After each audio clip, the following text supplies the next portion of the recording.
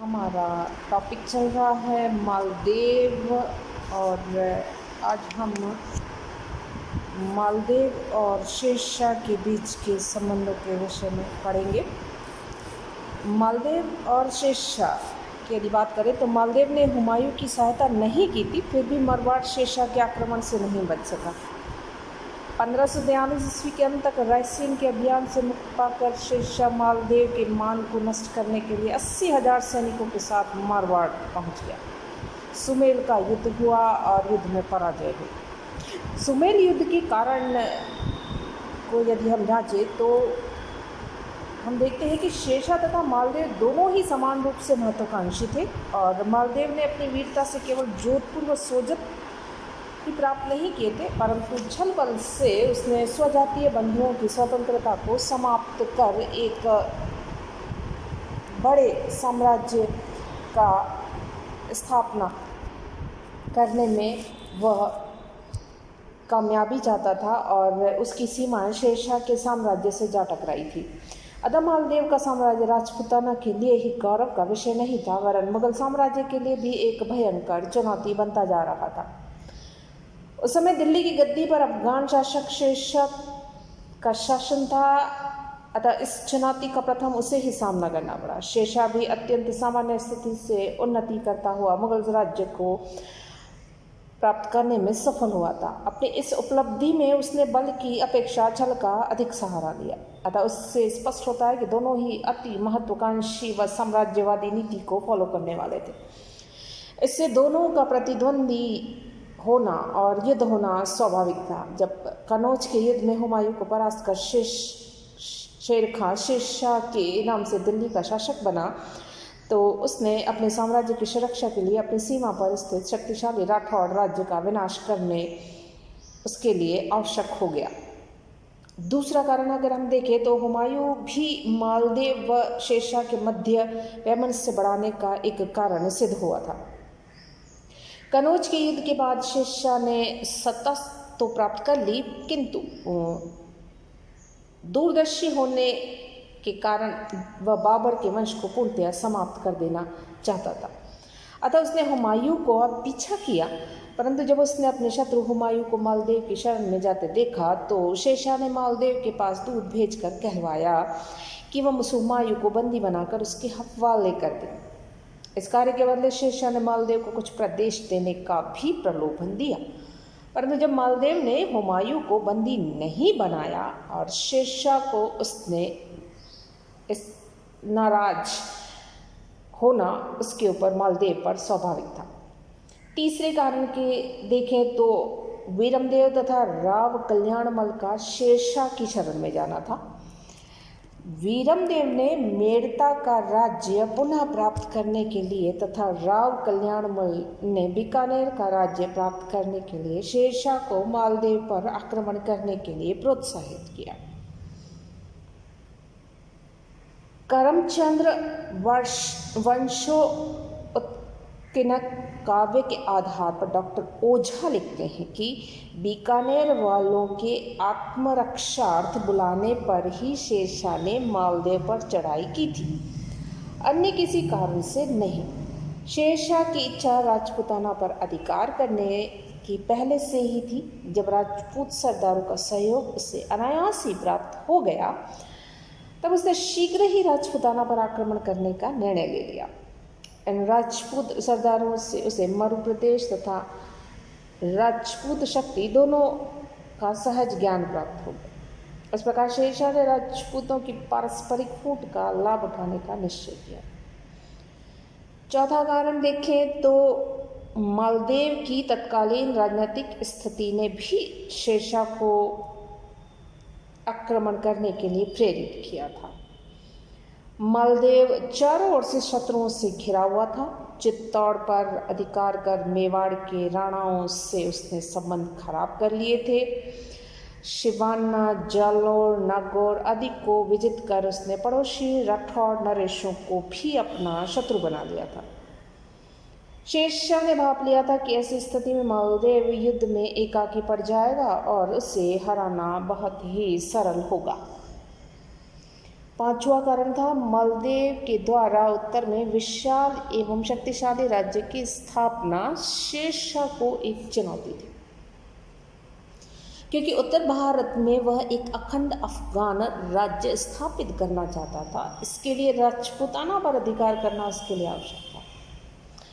इतिहासकारों का यह भी कहना है कि आर्थिक दृष्टि से पिछड़े मारवाड़ पर शेरशाह आक्रमण करना नहीं चाहता था, परंतु मारवाड़ की तत्कालीन सामरिक स्थिति ने शेरशाह को इस पर आक्रमण करने को विवश किया। मालदेव का सुदृढ़ एवं विस्तृत साम्राज्य उसकी राजधानी दिल्ली से केवल 30 मील की ही दूरी पर था, अतः मालवा को विजित करते ही उसका ध्यान जोधपुर पर केंद्रित हो गया। मालवा की सुरक्षा के लिए भी शेरशाह को मारवाड़ को विजित करना अत्यंत आवश्यक हो गया था। छठा कारण देखें तो कुछ इतिहासकार ये कहते हैं कि रायसेन की विजय के उपरांत शेरशाह कुछ धर्मांध हो गया था। वह काफिरों को समाप्त कर देना चाहता था। तारीखी शेरशाही में उल्लेख मिलता है कि शेरशाह ने मालदेव काफिर को जड़ से उखाड़ देने का प्रण किया था। इसलिए तत्कालीन मुस्लिम इतिहासकारों ने इसे धर्म युद्ध की संज्ञा दी, किंतु आधुनिक इतिहासकार इस मत से सहमत नहीं हैं। वास्तव में शेरशाह जैसे धार्मिक सहिष्णु शासक पर यह दोष लगाना उचित नहीं लगता। अतः मालदेव पर आक्रमण करना उसकी धार्मिक नहीं अपितु विशुद्ध राजनीतिक कारण के तहत उन्होंने किया था। अब हम देखें युद्ध के घटनाक्रम, तो इतिहासकार अब्बास का कहना है कि मालदेव पर आक्रमण करने के पूर्व शेरशाह ने युद्ध की तैयारी की। उसने विशाल सेना गठित की तथा तोपखाना साथ लिया। 80,000 के करीब प्रशिक्षित सैनिकों के साथ वह मारवाड़ की ओर रवाना हुआ और उसने बयाना, संगनेर, अजमेर का सीधा मार्ग नहीं अपनाते हुए, क्योंकि वह जानता था कि अजमेर, मेड़ता, नागौर और उसके आसपास के स्थानों पर मालदेव की सुदृढ़ किलेबंदी होगी, अतः वह आगरे से दिल्ली, नारनौल होता हुआ फतेहपुर शेखावटी पहुंच गया। वहाँ से रेतीले मार्ग से होता हुआ डीडवाना गया और मालदेव के सेनापति कुंपा से उसे युद्ध करना पड़ा। कुंपा ने ही मालदेव को शेरशाह के आगमन का सर्वप्रथम समाचार दिया था। मालदेव ने जो पहले से इसके लिए सजग था, जेतारन तथा पिप्पाड़ में अपनी सेना को उसने एकत्रित किया था। दोनों ही स्थान ऐसी जगह पे थे जहाँ से जोधपुर पर किसी भी तरह से होने वाले आक्रमण का सामना किया जा सकता था। डीडवाना से हटकर शेरशाह ने अजमेर से 80 मील दूरी पर बाबरा नामक स्थान पर पड़ाव डाला और मोर्चेबंदी आरंभ कर दी। उसने पड़ाव की चारों तरफ खाइयाँ खुदवाई और जहाँ खाइयाँ खोदना संभव नहीं था वहाँ रेत के बोरे से रक्षा प्राचीर बनवाए। दूसरी ओर मालदेव भी शेरशाह के पड़ाव से केवल 12 मील की दूरी पर गिर्री नामक स्थान पर सेना सहित पहुंच गया। लगभग 1 मास तक शेरशाह व मालदेव की सेना आमने सामने पड़ाव डाले पड़ी रही। किसी ने आक्रमण किसी पर भी नहीं किया। अपने ही राज्य में छावनी डालकर पड़े रहना मालदेव के लिए सरल कार्य था। उसे रसद मिलने में कोई कठिनाई नहीं थी, परंतु दिल्ली से दूर होना, खाद्य सामग्री की प्राप्ति, ये शेरशाह के लिए कठिन होता चला जा रहा था। ऐसी अवस्था में शेरशाह की स्थिति दयनीय होने लगी।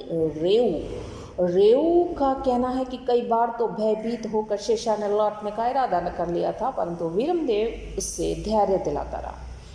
दूसरा, वहां से पीछे हटना तथा आगे बढ़ना दोनों ही शेरशाह को हानिकारक दिखाई देने लग गया था। इस संकट काल में बचने के लिए उसने कूटनीति का काम लिया और उसने मालदेव तथा उसके विश्वसनीय सरदारों में अविश्वास उत्पन्न करने के लिए एक षड्यंत्र रच दिया।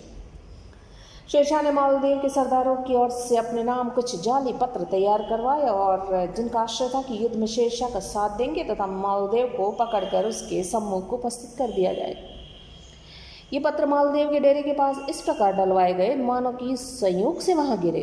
संयोगवश वे पत्र मालदेव के वकील के हाथ पड़ गए और वकील ने वे पत्र अपने स्वामी मालदेव को प्रस्तुत कर दिए। मोहनोत नैनसी अपनी खयात में लिखते हैं कि वहां वीरमदेव ने एक तरकीब की, कुप्पा के डेरे पर 20,000 रुपये भिजवाए और कहलवाया हमें कंबल मंगवा देना। और 20,000 ही जेता को भिजवाए और कहला दिया कि हमें सिरोही से तलवार मंगवा देना। उसकी मालदेव के पास सूचना भिजवा दी ताकि ऐसा लगे कि जेता और कुप्पा शत्रुओं से मिल गए हैं। वे उसे बंदी बनाकर शेरशाह के समक्ष प्रस्तुत कर देंगे।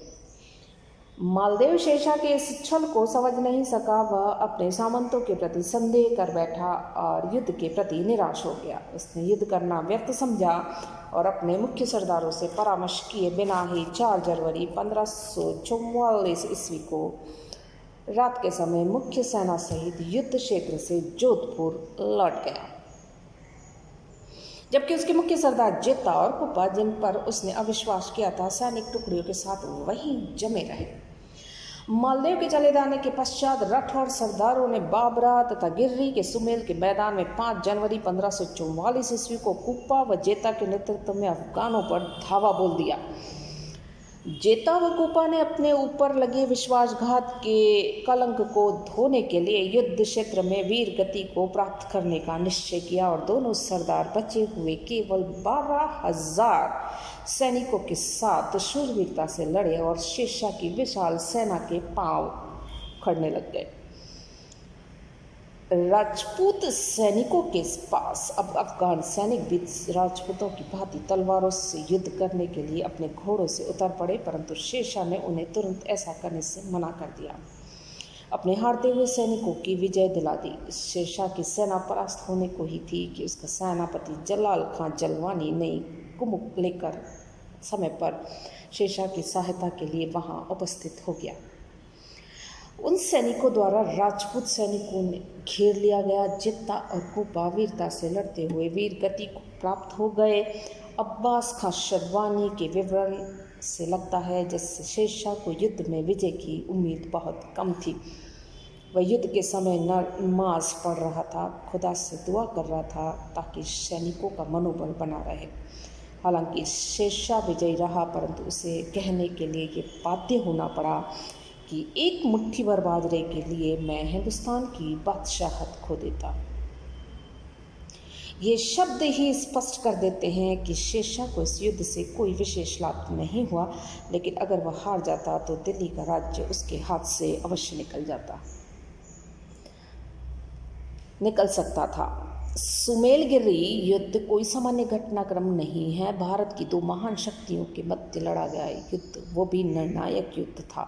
सुमेलगिरी के युद्ध में विजय प्राप्त करने के बाद शेरशाह जोधपुर की ओर बढ़ा और मालदेव इस समय तक सिवाना पहाड़ी प्रदेश में जा चुका था। जोधपुर के दुर्ग की रक्षा के लिए उसने सेना तैनात कर दी और राजपूतों ने अफगान सैनिकों को डट कर मुकाबला दिया। दुर्ग की रक्षा का भार अचला, शिवराजौत, तिलोकसी, वरजांगत, उदावत व माला जोधावत को सौंपा गया था। ये वीर घायल तो सुमेल में ही हो गए, इस पर भी वे दुर्ग की रक्षा में डटे रहे। युद्ध करते करते वीर कृति को प्राप्त हो गए और जोधपुर के दुर्ग पर अधिकार करके शेरशाह ने खवास खां को दुर्ग का अधिकारी प्रबंधन नियुक्त कर दिया। इस समय अजमेर पर अधिकार कर लिया गया। जोधपुर के दुर्ग पर शेरशाह का अधिकार 1 वर्ष तक रहा। इस अंतराल में जोधपुर में 2 मस्जिदें बनवाई गई। दुर्ग में निर्मित मस्जिद के अवशेष आज भी एक मकबरे के रूप में दिखाई देते हैं।